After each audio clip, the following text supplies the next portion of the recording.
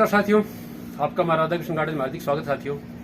और साथियों, हमने आपको बताया था कि हम आपको डेलिया के दोनों प्रोसेस आपको समझाएंगे कि डेलिया को दो प्रकार से सेव किया जाता है।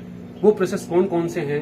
अब आपने देखा इनके अंदर बहुत से फ्लावर आए, अब भी इसके अंदर अभी फ्लावर आ रहे हैं, लेकिन मैंने अभी सबको निकाल दिया क्योंकि अगर अब मैं इसके अंदर से फ्लावर लूंगा तो इसका जो बेस है वो कमजोर हो जाएगा और इसके अंदर मुझे आगे कटिंग नहीं मिलेगी। दो मेथड है साथियों इसके अंदर आपको सेव करने के। तो पहला है वो मैं आपको दिखा देता हूं एक बार, दूसरा फिर मैं आपको फिर दिखाऊंगा इसी के बाद। देखो साथियों, ये हमारा पौधा है। मेरा जो मेथड है, जो इसका जो सबसे ज्यादा जरूरी है, उसके अंदर क्या क्या जो सावधानी है मैं रखता हूं वह मैं आज आपसे शेयर करता हूं। सबसे पहले तो ये जो हमने जो इसके अंदर जो मिट्टी के अंदर लगा रही है, हमें क्या करना है, इस मिट्टी को ढीला करना है। इस मिट्टी को ऐसे करके निकालना नहीं है, ध्यान रखना है ना, कभी भी इसको निकालिए मत। मैं एक बार निकाल लेता हूं, तब तक के लिए वीडियो को स्टॉप कर लेता हूं, उसके बाद थोड़ा सा आपको दिखाऊंगा मैं। देखो साथियों, करना क्या है आपको कि ये जो मिट्टी है आपको इस प्रकार लूज कर लेनी है। देख रहे हो, ये मिट्टी इस प्रकार से आपको लूज कर लेनी है और इसको निकालना नहीं है, बिल्कुल आहिस्ता से इसको बगैर दबाए ऐसे ही इसको छोड़ देना है। और जो ऊपरी मिट्टी है जो इसकी जो निकली हुई है वो भी इसके अंदर आपको डाल देनी है। ये इसका प्रोसीजर पूरा हो गया है। अब इसके दो बेनिफिट है वो मैं आपको बताता हूं। पहला, इसके अंदर जो एयर सर्कुलेशन है वो बहुत अच्छा बन जाएगा। जो आपका जो बल्ब है वो खराब नहीं होगा। इसको आपको ऐसे स्थान पर रखना है जहां आपको हल्की हल्की धूप भी और छाया यानी सेमी शेड के अंदर इसको आपको रखना है। और ये आपको 3 महीने इसकी पूरी देखरेख करनी होती है। 3 महीने के बाद इसको आपको जैसे मर्जी छोड़ दो, इसके अंदर कोई प्रॉब्लम नहीं आती। सबसे ज्यादा इसको जून के अंदर इसकी केयर करना बहुत आवश्यक होता है। और ध्यान रखें, जिसके अंदर जिस प्रकार ये जो नीचे से जो ये स्प्राउट निकले हैं, इनको कभी भी आपको नहीं तोड़ना, नहीं निकालना है। ऊपर से केवल आपको इतना ही कटिंग करनी है, बाकी आपको इसको नहीं छेड़ना है। ये पहला मेथड हो गया है।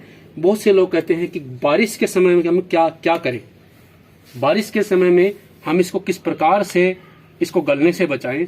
तो उसका बहुत सिंपल तरीका है, इस पॉट के माध्यम से मैं आपको समझा सकता हूं। ये तो ज्यादा बड़ा पॉट है, थोड़ा सा मैं छोटे पॉट के माध्यम से कि आपको क्या करना, जब बारिश आए तो इस प्रकार इसको रख देना है। ध्यान से देख लीजिए, बारिश का भी आपको तरीका बता दिया कि पॉट को केवल इस प्रकार से रख लेना आपको।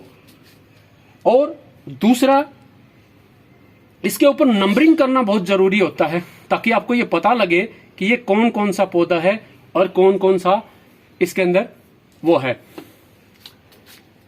फूल आया था किस कलर का। तो उसके अंदर आप यहां से इसके अंदर नंबरिंग, अब अभी मैं नंबरिंग और करूंगा इसके अंदर, अभी मैंने की नहीं है, मेरे पास अभी मार्कर नहीं है।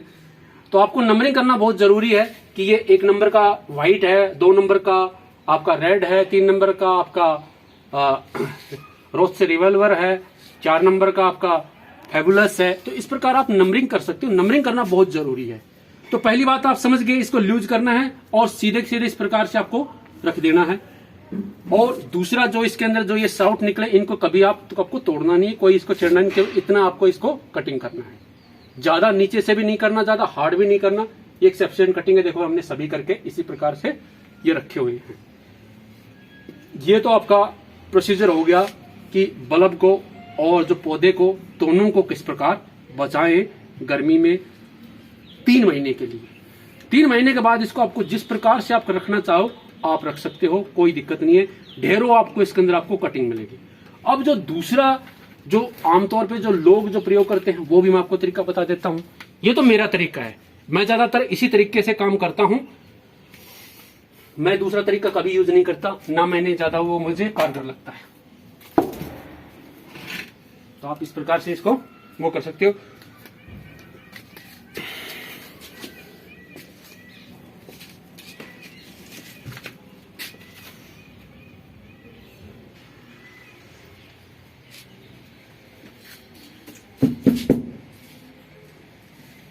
ये देखो साथियों, दूसरा जो तरीका होता है आपका, ये बल्ब का होता है।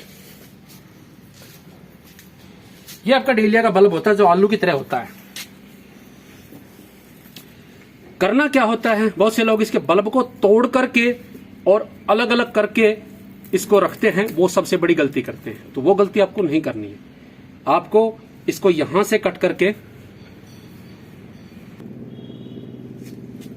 काटने का तरीका देख लीजिए साथियों, जो बल्ब से सेव करना चाहते हैं। ये जो नोड्स है, इससे ऊपर से आपको ये कट लगाना है। ये देखो इस प्रकार से, ये जो नोड्स हैं, इन नोड्स को ही, ये नोड्स ही आपके इस पूरे जड़ को संभाल के रखेगी। और इस प्रकार से आपको इसको रखना है।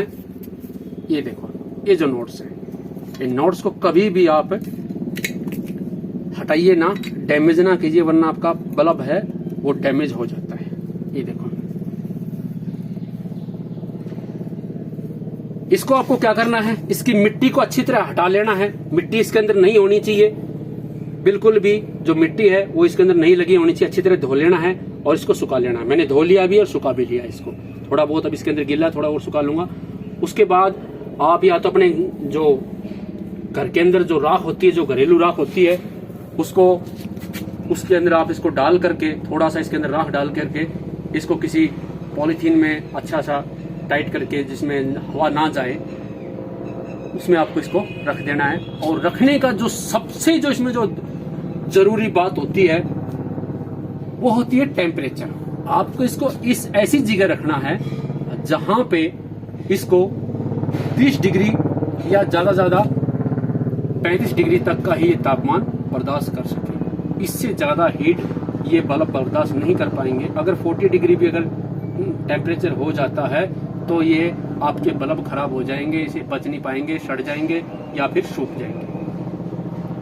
तो इसीलिए मैं बल्ब का झंझट ज्यादा नहीं रखता। सबसे बेहतरीन और कारगर तरीका आपको बता दिया है। आप ये तरीका भी आप यूज कर सकते हो, वो भी है। इसका भी मैंने आपको प्रोसीजर बता दिया कि इसकी नोड्स को खराब नहीं करना है। नोड्स खराब तो बल्ब खराब। बहुत से लोगों की मैं बेवकूफियां बहुत देखी हैं कि वो इनको ऐसे तोड़कर और एक एक बल्ब को अलग कर करके वो दिखाते हैं। वो सबसे बड़ी बेवकूफी है। इसको जड़ सहित ऐसे ही रख दो, क्योंकि यही इसकी जान होती है। देखो यहीं से देखो, ये जो इस प्रकार के जो नोड्स है, यही आपके उस समय भी होंगे। जब तक इसके अंदर नमी रहेगी तभी तक आपका ये नोड्स आपका बचा रहेगा। नमी सूखी तो ये खत्म। तो नमी इसके अंदर बनाना बहुत जरूरी है। हल्की हल्की आप नमी।